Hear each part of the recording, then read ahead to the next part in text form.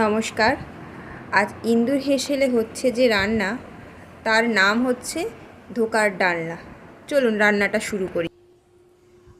আমি এখানে ধোকাটা বানাবো বলে অল্প করে মটর ডাল ভিজিয়ে রেখেছিলাম। দেখুন ডালগুলো ভিজে গেছে। এবার আমি এই ডালটাকে মিক্সিতে পেস্ট করে নেব। এই যে দেখুন আমার ডালটা বাটা হয়ে গেছে। এবার এই বাটা ডালটা দিয়ে আমরা যেহেতু ধোকা বানাবো, তাহলে সেই জন্য ধোকা বানানোর জন্য ডালটাকে আমরা তৈরি করে নেব। প্রথমে একটা পাত্রে আমি ডালগুলো ঢেলে নিলাম।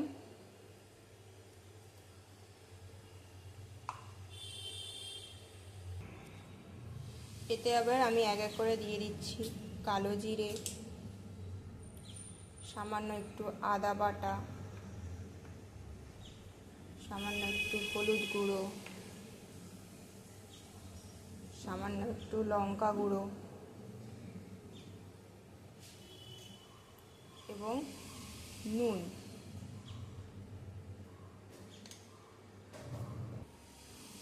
আর দিয়ে দেব সামান্য একটু চিনি স্বাদ মতো। এরপরে এই ব্যাটারটাকে ভালো করে আমি মিশিয়ে নেব। এই যে দেখুন সমস্ত মশলা ডালটার সঙ্গে মিশিয়ে নিয়েছি। এবার আমাদের ধোকা বানানোর জন্য ব্যাটারটা রেডি। আমাদের কড়াই গরম হয়ে গেছে। এবার এতে আমি একটু সামান্য তেল দিয়ে দেবো।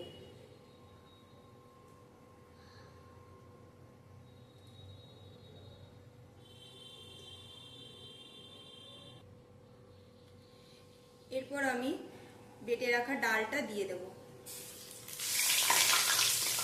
তবে হ্যাঁ, এই সময় একটু গ্যাসটা কমিয়ে দিতে হবে। আমি গ্যাসটা কমিয়ে দিয়েছি। এবার এই বেটে রাখা ডালটা দিয়ে দিলাম। দিয়ে এবার এটাকে আস্তে আস্তে নাড়তে হবে যতক্ষণ না এই ডালের জলটা শুকনো হচ্ছে।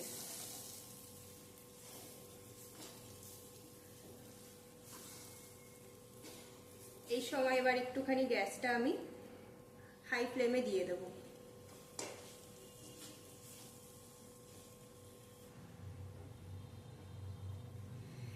এই দেখুন আস্তে আস্তে ডালের জলটা শুকনো হয়ে আসছে এবং ডালটা জমাট বেঁধে যাচ্ছে। কিন্তু তবুও আমাদেরকে এটাকে সামান্য মিডিয়াম ভাবে গ্যাসটা রেখে এটাকে আরেকটুখানি ভাজতে হবে।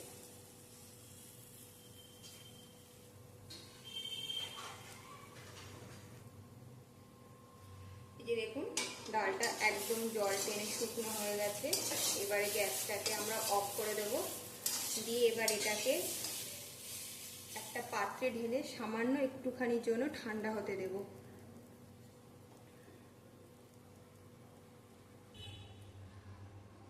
ওই মাখাটা যে থালাটায় আমি ঢালবো সেই থালাটাতে একটুখানি আমি সর্ষে তেল মাখিয়ে নিয়েছি।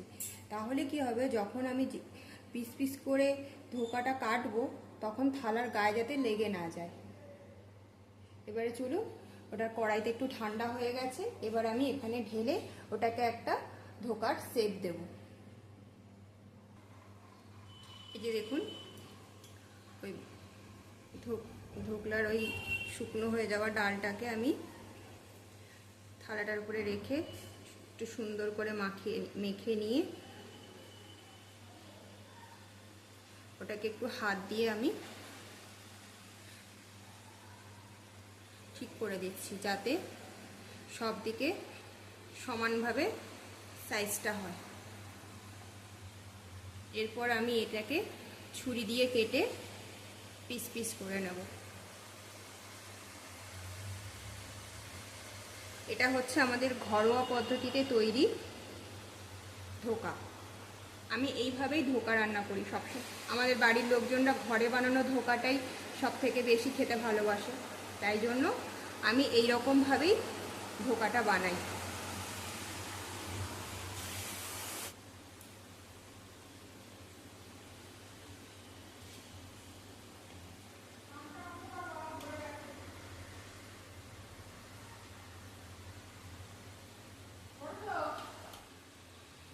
এই যে দেখুন সুন্দর কি সুন্দর পিস হয়ে গেছে, একটাও ভাঙেনি। এই ধোকাটা আমরা যেমন তরকারিও করতে পারি এবং ভেজে গরম গরম খেতেও বেশ ভালো লাগে। আমার দুই মেয়ে এই ধোকা তরকারির থেকে ওরা এই ভাজাটা খেতে খুবই ভালোবাসে। চলুন এরপরে এগুলোকে আমরা এক এক করে ভেজে নিই।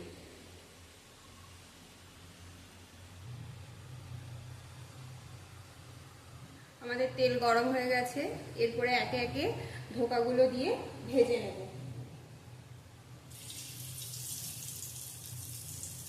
ধোকাগুলো একটু গ্যাস কমিয়েই ভাজতে হবে, যাতে ভেতরটাও ভালো করে সুন্দরভাবে ভাজা হয়ে যায়।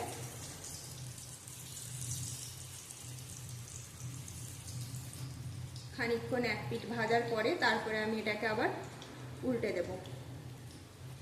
গ্যাসটাকে আমি মিডিয়াম করে দিয়েছি। আমার এই রান্নাটা যদি ভালো লাগে তাহলে আমার চ্যানেলটা প্লিজ আপনারা সবাই সাবস্ক্রাইব করবেন এবং বেল আইকনটা প্রেস করবেন, যাতে আমার চ্যানেলে যাই কিছু রান্না বলুন বা কোনো কিছু যদি আমি আপলোড করি তাহলে সবার আগে আপনাদের কাছে নোটিফিকেশান যাবে। যে দেখুন আমার এক পিঠটা ভাজা হয়ে গেছে, আমি আস্তে আস্তে এবার এই ধোকাগুলোকে উল্টে দিচ্ছি আরেক পিঠটা ভাজা হওয়ার জন্য।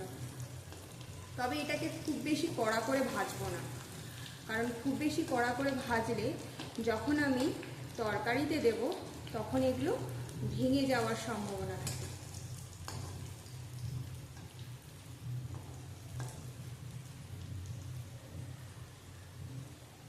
আমি ঘরোয়া পদ্ধতিতেই বেশিরভাগ ধোকাটা করি, তা আপনারা বাড়িতে এরকমভাবে ট্রাই করে দেখতে পারেন।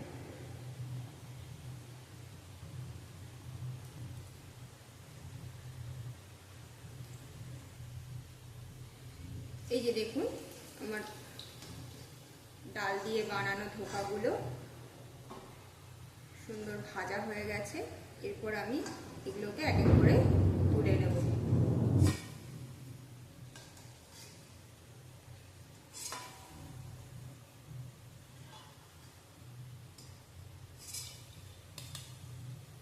এই যে দেখুন ধোকাগুলো সুন্দর ভাজা হয়ে গেছে, আমি তুলেও নিয়েছি। এরপর কড়াইতে আমি আরেকটুখানি তেল দিয়ে দেব। তেলটা গরম হয়ে গেছে, এরপর এতে একে একে দিয়ে দিচ্ছি গোটা জিরে, গোটা গরম মশলা,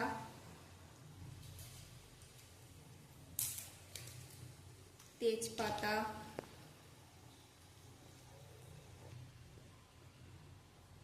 আর দিয়ে দিচ্ছি সামান্য পরিমাণে হিং।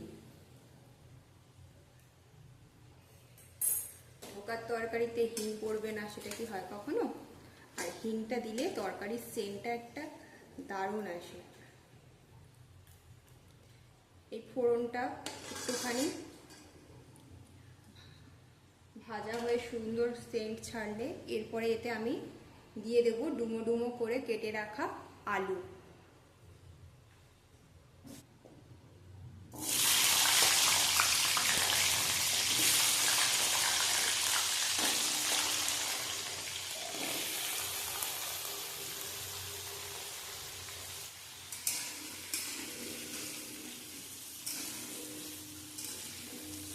এরপর মিডিয়াম ফ্লেমে গ্যাসটাকে রেখে আলুটাকে হালকা লাল হতে দেব।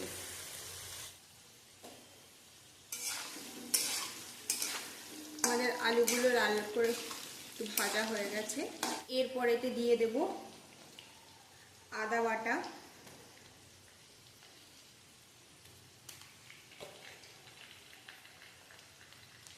টমেটো পেস্ট, আমি টমেটোটাকে পেস্ট করেই রেখেছি,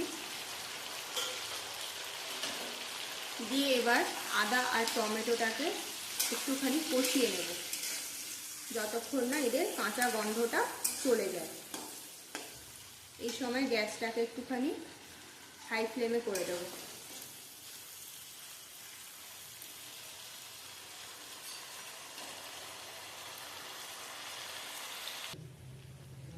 আদা আর টমেটোটা কষানো হয়ে গেছে। এরপর আমি একে একে গুঁড়ো মশলাগুলো দিয়ে দেব। হলুদ গুঁড়ো, সামান্য লঙ্কা গুঁড়ো, জিরে গুঁড়ো,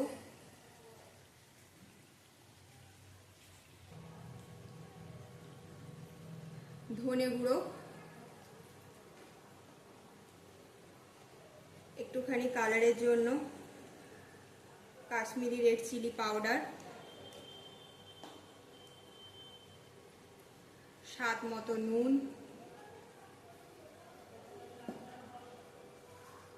এবং সামান্য চিনি।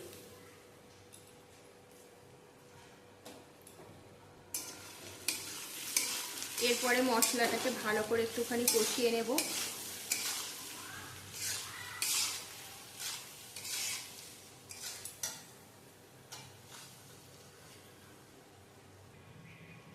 কষানোর সময় অল্প একটুখানি জল দিয়ে কষাবো, যাতে মশলাগুলো পুড়ে না যায়।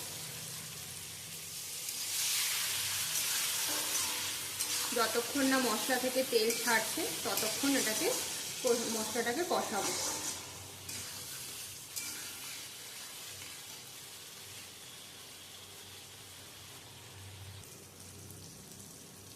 আমাদের মশলাটা কষে গেছে। এরপর এতে আমি জল দিয়ে দেব।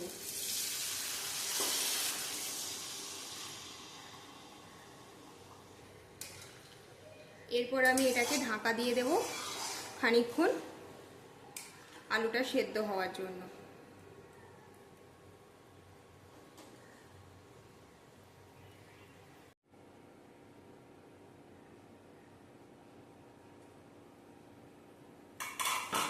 ঢাকাটা খুললাম।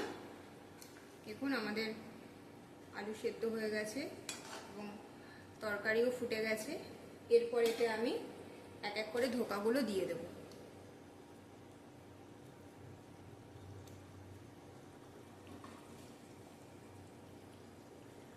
ধোকাগুলো দিয়ে 2 থেকে 3 মিনিট ফুটিয়ে নেব। 2 মিনিট ফুটে গেছে। এরপর এতে আমি দিয়ে দেব সামান্য একটু গরম মশলা, আর দিয়ে দেব কাসুরি মেথি।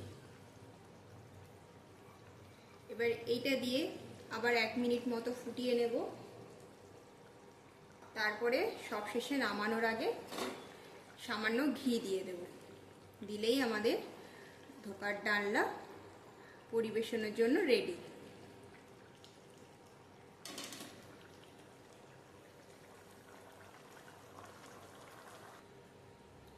আমাদের ধোকার ডালনা কমপ্লিট। এবার একটুখানি উপর থেকে দিয়ে দেব ঘি।